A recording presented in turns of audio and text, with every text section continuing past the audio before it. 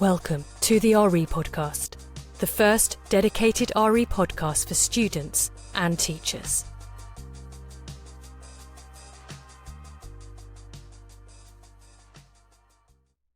Episode 5, the one where religion is funny. My name is Louisa Jane Smith and this is the RE Podcast, the podcast for those of you who think RE is boring, which it is, and I'll prove it to you. One of my colleagues has just sent me the following joke. And the Lord said to John, "Come forth and you will receive eternal life." But John came fifth and won a toaster. This inspired me for today's podcast. Is religion funny? Is religion allowed to be the butt of jokes? Yes, I did just say the word but. Are there any jokes in holy books? Did any of the religious founders tell jokes? Well, stick around and find out. In 1979, a film was released that was banned by 39 authorities in the UK. Ireland and Norway banned it completely, and yet this film was the fourth highest grossing film in the UK that year, and the highest grossing British film in the US. It is often claimed to be the greatest comedy film of all time and has received 95% on Rotten Tomatoes. Have you guessed what the film is? He's not the Messiah, he's a very naughty boy, now go away! Yes, you've guessed it, The Life of Brian. But what was it banned for? Blasphemy and potentially offending Christians. Christians said at the time that it wasn't accurate to the Bible, and the controversial crucifixion scene at the end had criminals singing a song and saying things like, "It's not so bad once you're up." The Monty Python gang who made the film claim it isn't a parody of God or Jesus. It's about mistaken identity and how some people blindly believe whatever they're told. Some comedians today believe that if you are personally offended by a particular humour, then don't watch it, but don't censor anyone else. Other people believe that there are certain things you should never make a joke out of, religion being one of them. Where this debate was taken to its extreme was with the French satirical magazine Charlie Hebdo. Satirical essentially means that it takes a mick out of things. One particular edition reprinted a caricature of Muhammad from a Danish newspaper. In Islam, it is haram, it is forbidden to have images of Muhammad. This is because early Muslims were used to worshipping idols, but in Islam you must only worship Allah. So to make sure Muslims don't inadvertently worship Muhammad, they don't show images of him. Most Muslims don't really mind what other people do, but some extremists took exception to this cartoon. And this led to a 3-day hostage situation in the Charlie Hebdo head office in Paris, and 12 staff lost their lives. I think there are two issues here. One is whether it was right for the magazine to publish a caricature of Muhammad, knowing that Muslims are not allowed to do this. And the other is whether they deserve to die for it. I think it is very difficult to justify the need for death as a punishment for this action. But should we have more respect for people's religion? As I recorded this episode in October 2020, a French public school teacher, Samuel Paty, was beheaded for showing these same cartoons in a lesson on free speech, and Charlie Hebdo republished the cartoons. As I read the articles, I cannot help but feel that people have the right to be offended, but do they have the right to execute someone? I also think Samuel Paty had the right to teach a lesson on free speech, but maybe there needs to be a more sensitive and respectful dialogue between French Muslims and French non-Muslims. I'm not convinced that free speech gives anyone the right to say whatever they feel. In the UK, free speech laws give you the right to express any opinion as long as it doesn't incite hate or express prejudice. This feels like a good balance. So, what sort of humour is present in religions? Let me start with some holy books. Are there any precedences in there of humour? Well, in the Old Testament of the Bible, there is a standoff between Elijah and the prophets of Baal. The two sides give their respective gods a task to prove they are real. The task? To set an altar on fire. Elijah's God completes the task, but Baal's altar is fire-free. Elijah, representing God, jokes that maybe Baal was on the loo. Okay, not rolling on the floor laughing, but probably funny for the time. Also, the word feet in the Bible sometimes refers to an appendage slightly higher up. So when you read that a king uncovered his feet, you get the drift. Now, I personally love the story about when Moses was given the 10 Commandments by God on the top of a mountain. He had to carve them into stone because he didn't have pen and paper, and then he carried them down the mountain. But when he got to the bottom, he dropped them and they broke, and he had to go back up the mountain and ask God to give them the 10 Commandments again. Absolutely wish I could have been there. I mean, Jesus had quite a wry sense of humour and often took the mickey out of people he was talking to without them really realising. He called a demon Legion and sent it into some pigs who jumped off a cliff.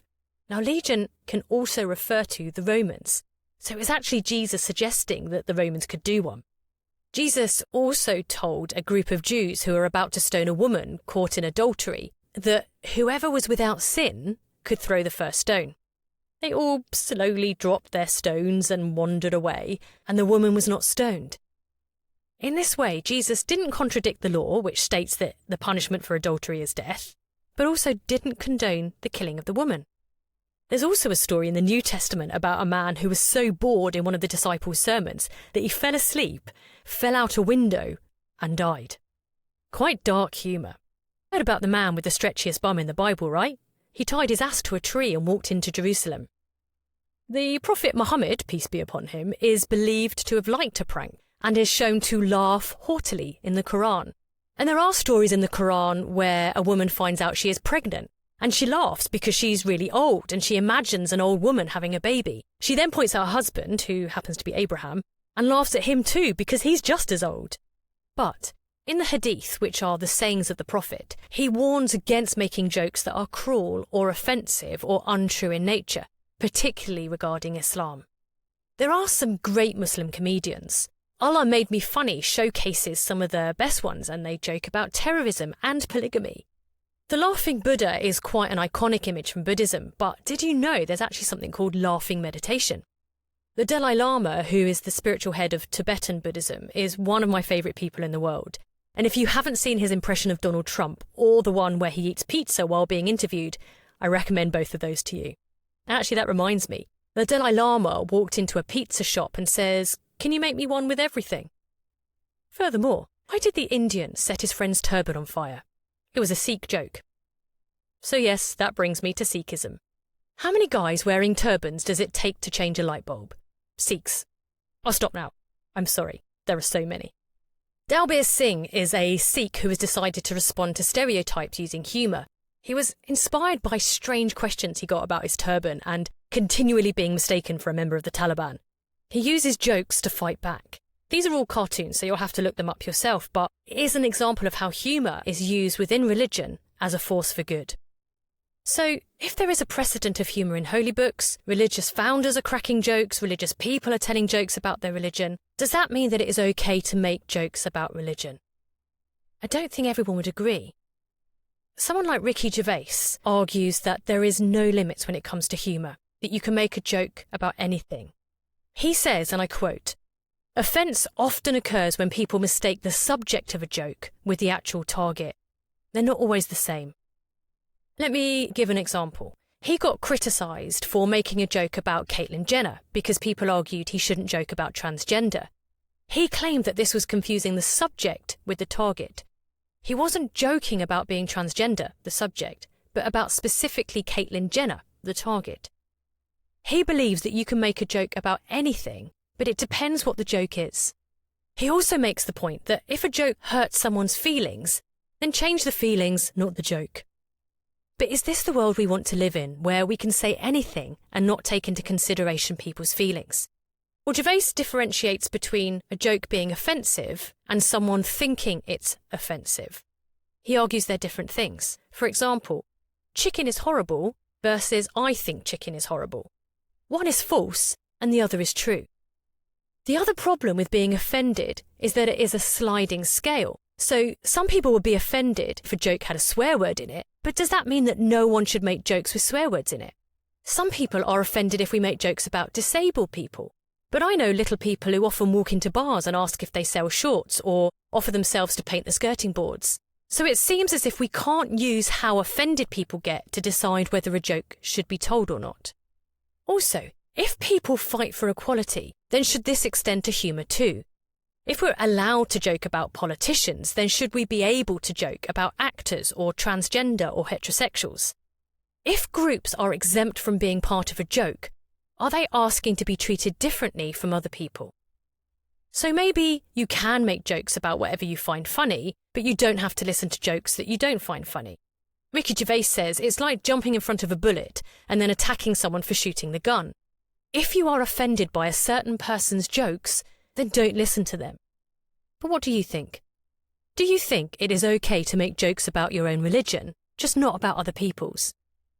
Should people be free to make any joke they like, but we should self-censor against jokes we find offensive? Or should all religious jokes simply be off limits? I would really value your thoughts, opinions, feedback or questions, so please leave these in the show notes below. Next week, I will be asking why a good and loving and powerful God allows evil, one of the classic reasons why people do not believe in God. I am Louisa Jane Smith. This has been the RE Podcast, a podcast for people who think RE is boring, which it is. I just proved it, but thank you so much for listening to me bore the life out of you.